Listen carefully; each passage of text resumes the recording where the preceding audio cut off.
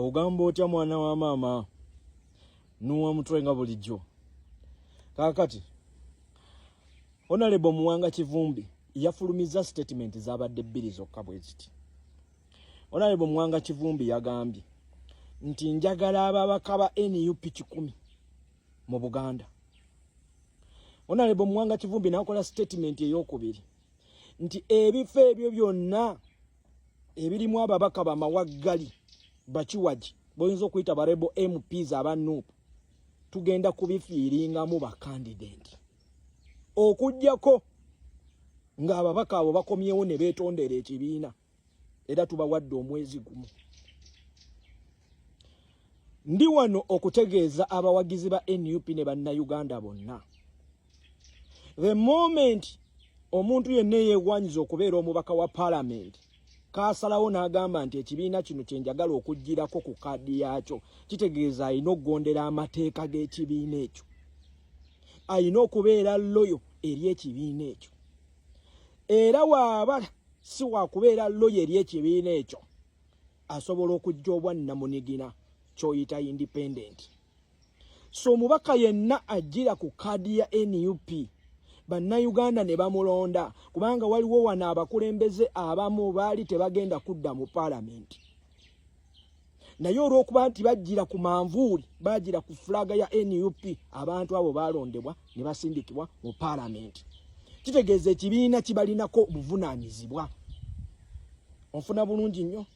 Era omuntu oyo kasita going against ekibiina aba agenda kuvunaanibwa oba sinaki ekibiina okumuwandula. Abakulu bano baalemwa okujja obwannamunigina ne basalawo bajjire ku tiketi za NUP. Ate bamala okujjira ku tiketi za NUP ne bayingira parliament ne beefuula bakiwaji ne batandika okuyisa ekibiina okukiyisaamu amaaso bepo n'abakulembera ekibiina ekyo. Olwaleero Mpuuga, Abedi Bwanika, Juliet Kakande, they ceased to be members of National Unity Platform the moment they formed an alliance, a so-called Dealers Alliance, which is a Democratic Alliance, era ne bafuna ne ka refugee camp wali na Mirembe. They ceased to be members of National Unity Platform. Era kitegeeza ebifo byabwe bikalu. Ssemujjunganda wagenze n'ogamba nti lefali bwawo omusambi red card tamugoberera. Nedda ssebo. Mu mateeka g'omupiira lefali singa akeera ku maca naawo omusambi red card n'omupiira gusooka ne guyimirira mpaka ng'omusambi oyo afulumya ekisaawe. In fact omusambi oyo takkirizibwa na mu pavilion, akkirira paka mu ttano n'agenda mu ka dressing room era omupiira ne gutandika. Singa omusambi oyo aba alemedde ku kisaawe poliisi ekkirizibwa okujja n'eyambako ku lefali omusambi oyo n'afuluma ekisaawe. Kaakati NUP tennagoba Mpuuga mu byabufuzi, NUP tennagoba Abedi Bwanika mu byabufuzi, NUP tennagoba bakandidates baayo bakiwaji mu byobufuzi, eyagala kubajjako kaadi. Kyova olaba erina okubagoberera mpaka nga bafulumya ekibiina. So Muwanga Kivumbi okugamba ekifo kya Masaka municipality Nyendo Mukungu nti bifo bikalu yabadde mutuufu kubanga bano they are no longer loyal members of National Unity Platform. Ssemujjunganda ndi wano kutegeeza nti tolina moral authority yonna erekyalinga NUP ku butya bweyina okuddukanyaamu ebyobufuzi byayo. Lwansonga nti olwaleero we twogerera wano Ssemujjunganda FDC yabalema okukumaakuma n'esigala ng'eri wamu.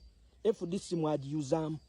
We twogerera wano mulwanagana kukola kabiina ka PFF akakasimu Electoral Commission ekaregistering. We twogera tetumanyi na kumanya either 226 gira ku kaadi ya FDC oba gira ku ya PFF oba ogenda kujjanga independent. So omuntu atasobodde kuma FDC ne mugisigaza ng'eri wamu ne mujabuluza toyina moral authority yonna erekyalinga NUP ku butya bweyina okutambuzaamu ebyobufuzi byayo mu kibiina. No, you're not. Okiwuliza weyogedde ku kyo coalition mu 2016 TDA ng'efomingibwa ewali Nobert Mao, Betty Kamya, Amama Mbabazi ne Dr. Kebbi mwakola ki?